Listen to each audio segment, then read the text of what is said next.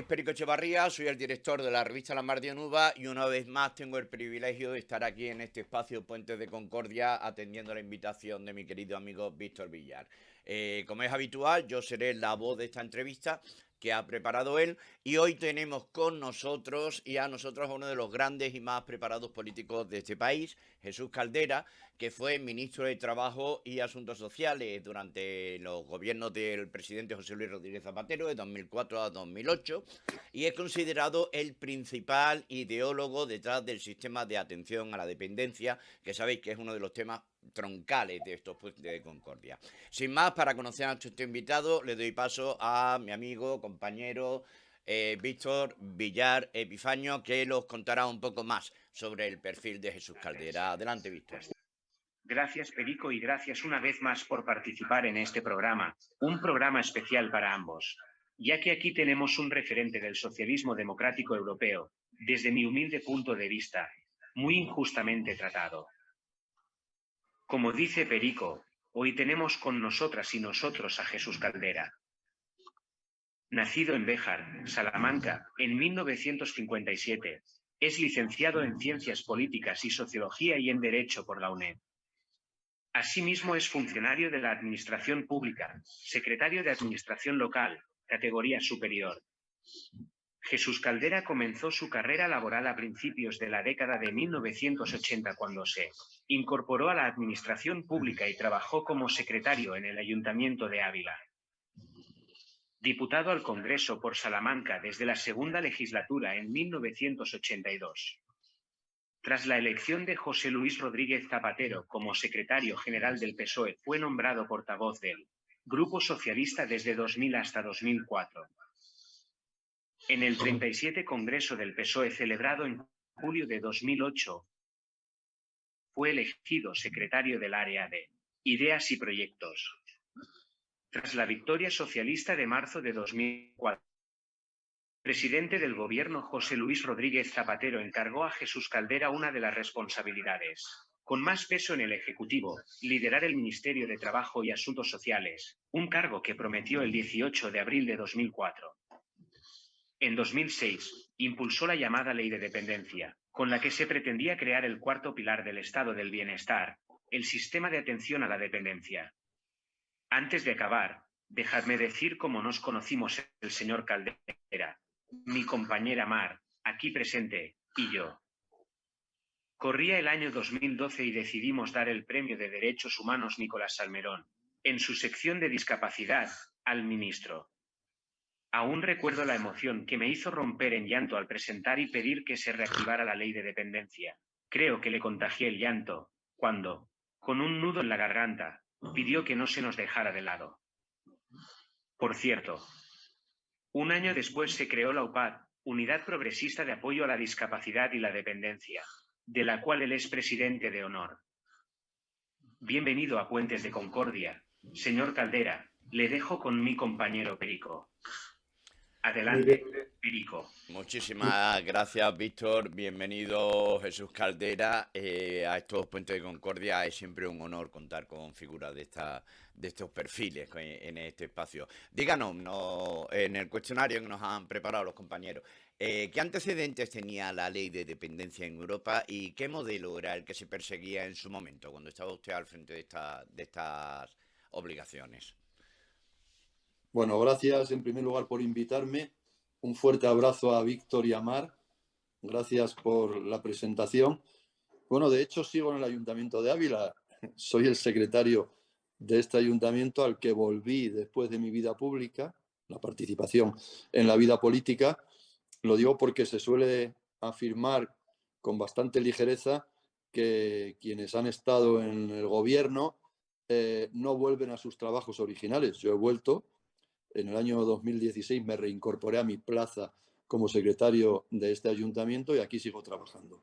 Estoy encantado de estar aquí. Siempre mi perfil ha sido el de un servidor público, bien fuera en el Parlamento, en el Gobierno o ahora como secretario de ayuntamiento. Sobre la pregunta en concreto, yo mismo tuve la fortuna de coordinar el programa electoral del año 2004, que nos llevó al Gobierno. Y en ese programa ya hicimos una aproximación a la situación de la dependencia, que era muy poco conocida entonces en España. Prácticamente no se hablaba de ella. Es decir, la Organización Mundial de la Salud determina o define la situación de dependencia como aquella en la que una persona no puede valerse por sí misma para el ejercicio de actos cotidianos de la vida diaria y necesita el apoyo o la ayuda de otra persona. Entonces, analizamos lo que ocurría en Europa, los modelos existentes. Había tres, fundamentalmente, por ser breve. Uno que pensábamos que era el mejor, de carácter universal, que lo tienen los países nórdicos, es decir, crear un sistema de atención a la dependencia de carácter universal y subjetivo, es decir, que todas las personas en esa situación pudieran disfrutar del mismo. Había un segundo modelo más profesional, que lo tenían los países del centro de Europa, particularmente Alemania y Austria, que incorporaba las prestaciones de dependencia al sistema de seguridad social. Y había un tercer modelo bastante más pobre, lamentablemente desarrollado por algunos países del sur, que era el asistencialista, que se organizaba en función de ayudas económicas si existían recursos para ello. Entonces, como se puede ver con la ley de atención a la dependencia, autonomía personal y atención a la dependencia, nos inclinamos por el modelo nórdico, modelo universal y subjetivo. Cierto que todavía en los países nórdicos se dispone de más recursos que en España, pero es una cuestión de orden económico, de prioridades presupuestarias, aunque tengo que decir que el actual gobierno ha recuperado una parte muy importante de los recortes que se produjeron con el gobierno de la derecha del Partido Popular del señor Rajoy, que nunca creyó en la ley de la dependencia. Precisamente en eso, muchas personas se recordarán una gran portada del País en la que entonces Mariano Rajoy decía que la ley de dependencia era inviable. Poco después, ya en el gobierno, a partir del año 2012, el recorte que hubo desde los gobiernos del PP, como con la excusa de la crisis, pues vino a ser como muy brutal, considerado muy brutal. Y casualmente después vimos que como empresas privadas daban esos servicios y más tarde, como demuestran las investigaciones más recientes del periodista Manuel Rico, hemos descubierto que hay fondos de inversión detrás de las residencias y detrás de todos estos servicios que tienen que ver con estas prestaciones de dependencia. ¿Usted cree que hay una relación directa entre todo esto, en esa primera inviabilidad y luego esa entrada a saco del capital privado resolviendo estas cuestiones? Bueno, yo creo que primero no era inviable, porque si entra el capital privado, es evidente que es viable, porque cuando el capital privado invierte lo es para obtener beneficios. El problema está en que tiene que haber una buena regulación. El sistema de atención a la dependencia unifica recursos públicos y privados. De lo contrario, sería imposible alcanzar las cifras que hoy tenemos. Casi 500.000 de personas recibiendo prestaciones de dependencia hoy en España, más de 120.000 profesionales en el sistema. Si uniéramos los trabajadores informales, la cifra sería muy superior, más del doble. Más de 250.000 personas hay trabajando en España hoy en este sector. Pero, como digo, lo que hay que hacer es una buena regulación para que el sector privado respete los criterios establecidos por las leyes que aprueba el Parlamento. Yo creo que eso ahora se está haciendo con bastante intensidad. Hay una clara diferencia entre los valores de unos y otros. Es decir, cuando gobierna un partido o gobierna otro, la situación es muy diferente. Los recortes del año 2012 fueron tremendos. Por ejemplo, a las cuidadoras a las cuidadoras mujeres, la inmensa mayoría, que el sistema les financiaba su cotización a la seguridad social, se eliminó. Esto no solo era injusto, era además cruel. Se rebajaron las aportaciones económicas, en fin, casi se produjo un desmantelamiento del sistema. Por fortuna, todo eso se ha ido recuperando. Yo tengo que decir que la declaración del señor Rajoy era completamente errónea. ¿Cómo no va a ser sostenible un sistema como el de la dependencia, que incorpora a personas en situación de discapacidad y a personas que van perdiendo sus capacidades funcionales? Yo cuando presenté el texto en el Parlamento lo dije con absoluta claridad. Todos vamos a ser dependientes algún día en nuestra vida. Todos. Y todos, para mantener nuestra dignidad como seres humanos, vamos a necesitar la ayuda de alguien para desempeñar o desarrollar los actos esenciales de nuestra vida. Lavarnos, comer, caminar, no hablemos de participar en el mercado laboral, etcétera, etcétera. Es decir, la situación de dependencia acompaña a la persona y, por tanto, tiene que ser viable porque todos los estudios y la realidad de hoy demuestra que la inversión en este sector se recupera por parte de los poderes públicos en un porcentaje muy alto, casi 0,6, 0,7 de cada euro, es decir, entre el 60 y el 70% de la inversión pública se recupera a través de la actividad económica que genera, de los impuestos que eso permite recaudar y de las cotizaciones a la seguridad social. Por tanto, hay que defender con absoluta contundencia el sistema. Hay que pedir que se le dote cada vez de mejores medios económicos y materiales, porque como hoy hemos podido comprobar después de estas terribles crisis que hemos sufrido, la crisis del año 2008, la crisis de la COVID, es un sector de reactivación económica, es decir, que la economía caería mucho más si no invirtiéramos en la situación de... Respecto a estas tragedias más recientes, como ha sido la pandemia, por ejemplo, ¿usted cree que una correcta aplicación de la ley en los términos en los que se describió y con las intencionalidades que llevan y las implementaciones que requieren, hubiera paliado la tragedia, por ejemplo, que vivimos en la primera ola de COVID en el caso de la residencia, por poner un ejemplo? Sin duda, sin ninguna duda. Es más, el sistema está bien diseñado. Yo lo que creo que ha sido decisiones lamentables por parte de determinados responsables públicos en determinadas comunidades autónomas sobre el tratamiento de las personas que estaban acogidas en las residencias. Recordemos lo que hizo Madrid, que prohibió derivar hacia la red sanitaria, pública o privada, me da igual, a las personas afectadas por COVID en las residencias. ¿Qué ha ocurrido? Pues que obviamente el índice de mortalidad, la letalidad que han sufrido esas personas es muchísimo mayor que la del resto de la población. Pero por esas decisiones, porque el sistema, aunque tiene deficiencias, por supuesto que las tiene, está bien organizado. Es decir, lo que hay que hacer es tomar decisiones correctas. ¿Cómo es posible que se les negara la derivación en situaciones graves hacia la red sanitaria? ¿Cómo es posible que se les haya aislado de un modo, en mi opinión, tan absoluto en determinadas circunstancias, lo que ha promovido, sin duda, unos costes psicológicos a personas de edades avanzadas muy difíciles de soportar? Por lo tanto, lo que hay que hacer es, además de tener buenos medios económicos y materiales, acompañarlos con mecanismos de gestión que no perjudiquen a estas personas.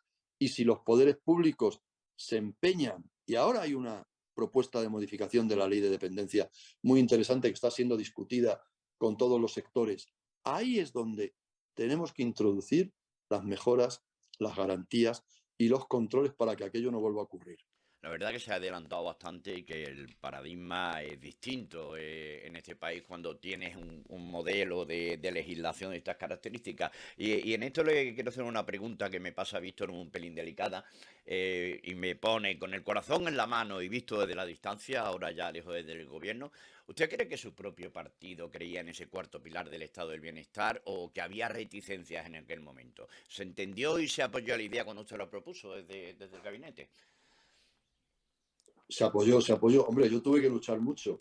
Y de hecho nuestra sensibilidad era la del partido, me refiero, favorable a crear el Sistema Nacional de Autonomía y Prestación y Ayuda a la Dependencia, el sistema hoy existente, porque lo incorporamos al programa electoral. ¿Qué ocurre? Que después, cuando tú elaboras, como hizo mi ministerio, el proyecto de ley, lo sometes a procedimiento de diálogo social con empresas y sindicatos y con el mundo de la discapacidad, por supuesto.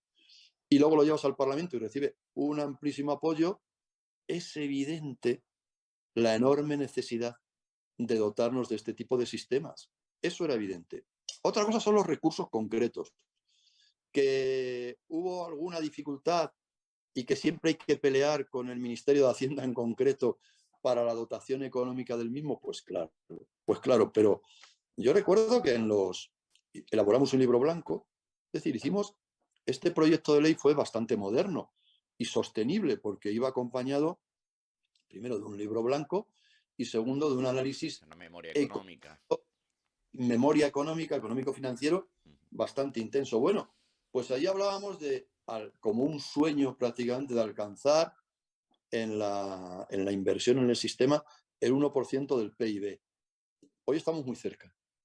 Es más, si incorporáramos todos los trabajos informales, estamos muy por encima de esa cantidad. Hoy la atención a la dependencia moviliza más de 10.000 millones de euros al año en España. Yo diría que cerca de los 15.000. Es decir, que hemos avanzado considerablemente. ¿Es suficiente? No, no. ¿Hay que seguir trabajando en ello? Claro. ¿Hay que sensibilizar a la opinión pública para que ordene a quienes están en el Parlamento y a quienes gobiernan? Porque no nos engañemos, son los ciudadanos los que deciden quiénes están en el Parlamento y quiénes gobiernan. Pues para que estos entre sus prioridades tengan siempre la política social y dentro de la política social una política social activa, como es esta, no reactiva, sino activa, que además de mejorar los derechos sociales de las personas afectadas, genera una enorme actividad económica, es un yacimiento de empleo enorme. Eso es lo que tenemos que hacer todos, exigir a los poderes públicos que se comprometan con estas iniciativas y con estas realidades. Ahí precisamente, mirando al futuro, si vemos las tendencias, las actuales políticas compensatorias de discapacidad, parece que se trata de dar prioridad a los derechos civiles de las personas con discapacidad, efectivamente, a través de la Ley General de la Discapacidad, o hechos como la sustitución de la tutela por la curatela. En fin, ¿cree que se han dejado de lado algunos de estos derechos sociales? ¿Que interesa a los gobiernos apoyar esta filosofía de los derechos humanos? ¿O esto se hace pensando también en el ahorro de costes y la delegación de responsabilidades y más se sale del paso? Lo digo porque es una sensación que a veces las personas afectadas por estas legislaciones, este tipo de prestaciones, pues tienen un poco esa sensación. Claro, yo lo entiendo perfectamente. A ver, todo esto es un proceso. Por supuesto que hay que reforzar los derechos civiles de las personas con discapacidad. Hoy no se entenderían normativas aplicables solo hace 10 o 15 años. No se entenderían, no son aceptables. Es más, la misma denominación está sometida a debate. Discapacidad, ¿por qué? Sabemos que hay una propuesta del actual gobierno para eliminar de la Constitución un término que incluso es ofensivo, minusvalía, minusválidos, para sustituirlo por discapacitados. Pero yo creo que, como el otro día decía Alex Grigelmo, un gran periodista en El País, en una columna preciosa el pasado domingo, incluso esta realidad se ha quedado desfasada. No, ¿por qué discapacidad?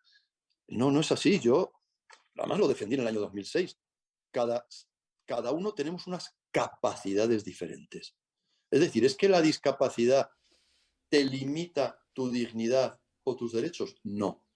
Capacidades diferentes. Es decir, a lo largo de la historia es evidente que a las personas con discapacidad se les ha limitado sus derechos. Por fortuna todo eso va desapareciendo y llegará un día, que esperemos que sea pronto, que tanto en materia de derechos civiles, de derechos sociales, de derechos laborales, de derechos de todo tipo, en la realidad, no en el papel ni en la norma puede estar establecido, pero luego hay que cumplirlo. En la realidad, los derechos sean exactamente iguales. A eso aspiramos. Y en ese camino tenemos que continuar luchando y trabajando. Sí, porque en este sentido también parece que hay cosas como por terminar. En este panorama, ¿usted cree que es viable retomar la construcción de ese cuarto pilar del estado del bienestar, entendido cuarto pilar con mayúscula, entendido como una de las bases esenciales del estado social y de derecho? No solo es viable, es indispensable. En este debate al que he hecho mención de la modificación del sistema de atención a la dependencia, hay una organización muy activa, las directoras de servicios, directoras y gerentes de servicios sociales, que está proponiendo, por ejemplo, y es una línea muy interesante, intentar coordinar mejor el sistema sanitario y el sistema sociosanitario. Es decir, que el cuarto pilar del estado del bienestar sea completo, que incluya la dependencia, el tratamiento a las personas, bien que han ido perdiendo funcionalidad por la edad, como a quienes tienen una llamada discapacidad, digamos una discapacidad diferente, integrarles plenamente en el sistema, darles todos los derechos posibles. Se puede poner un ejemplo, también de la productividad que eso significa. Una persona con capacidad diferente o discapacitada hace 20 años que no trabajaba, no aportaba a la riqueza nacional, solo suponía un gasto, no un ingreso. Hoy, a pesar de las dificultades, por ejemplo, en una administración pública hay unas cuotas de reserva para personas con discapacidad que exijo legalmente siempre en mis informes que se cumpla. Hoy ya hay un porcentaje de personas con discapacidad incorporadas al mercado laboral. Insuficiente todavía.